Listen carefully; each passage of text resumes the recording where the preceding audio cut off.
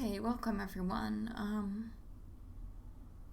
So this is a follow-up to a book I reviewed before called Embodying Lilith. I'll link that review in the description. And I said in that video that I also got this book, which I plan to make a separate video on once I finished reading it. Well, as you could probably tell, I had finished reading it. I put this slideshow together, and I'm going to talk about my thoughts on it as per usual. And this is a slightly different book from its predecessor because it applies a mix of, I guess, thelemic. I'm not well versed in like how thelema applies Kabbalistic practices, but my guess is a mix between thelemic and Qliphothic practices regarding the Tree of Knowledge and all of that stuff. And the author, well, let's just jump into it. I think the author has done a good job of this, was more thorough than he was in the last book to kind of explain the nitty-gritty of this. It is a thicker book, and unlike the last book, it didn't have reinterpretive prose on the figure that to me read like fan fiction, but for those of you who don't like that sort of writing, it's not there in this book. But this book to me read more quickly than its predecessor for several reasons, and part of that's just it's formatted more as a bulletless section by section thing, and it very much like other books that focus on some kind of Kabbalistic path. It's certainly one of the more fleshed out and unique ones I've read.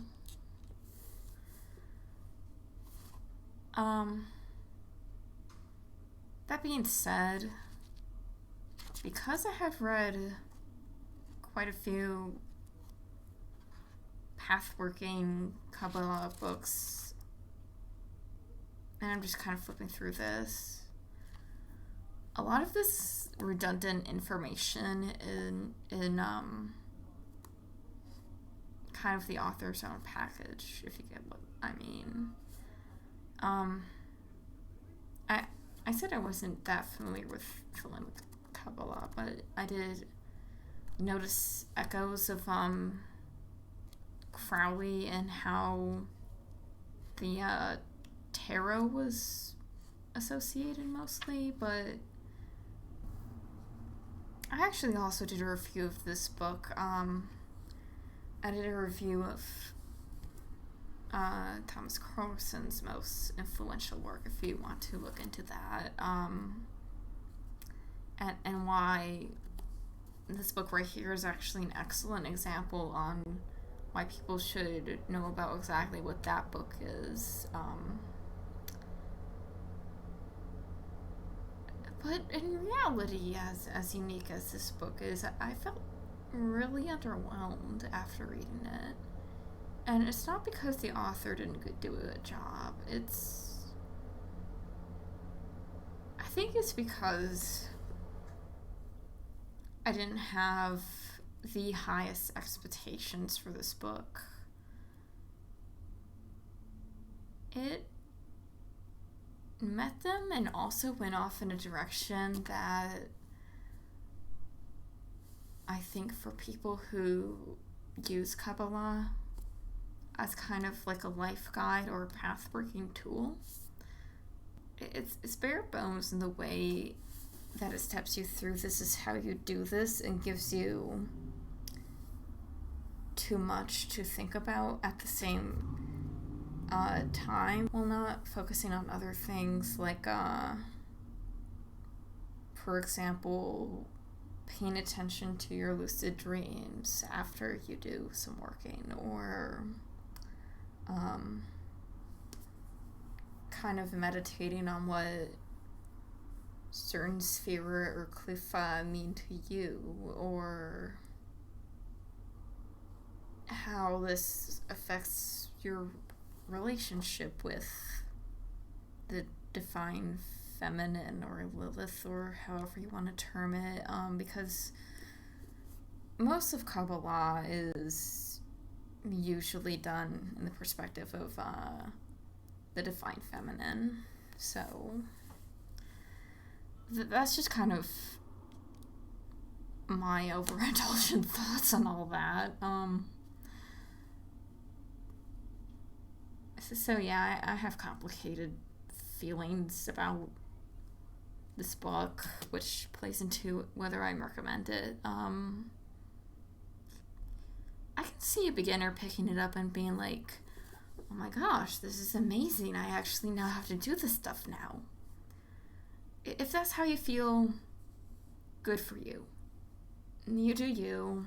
Don't let me tell you that this book is bad, because it's not bad. It's just going to be underwhelming for a certain audience, and I happen to, at the very least, overlap that group. And I also don't think this should be your primary coursework, especially if you're trying to use Kabbalah or Qlifoth or whatever you want to term it, as a way to work your path. But it's also a book I can see being a useful stepping stone, at least, to get to where you want to be with that.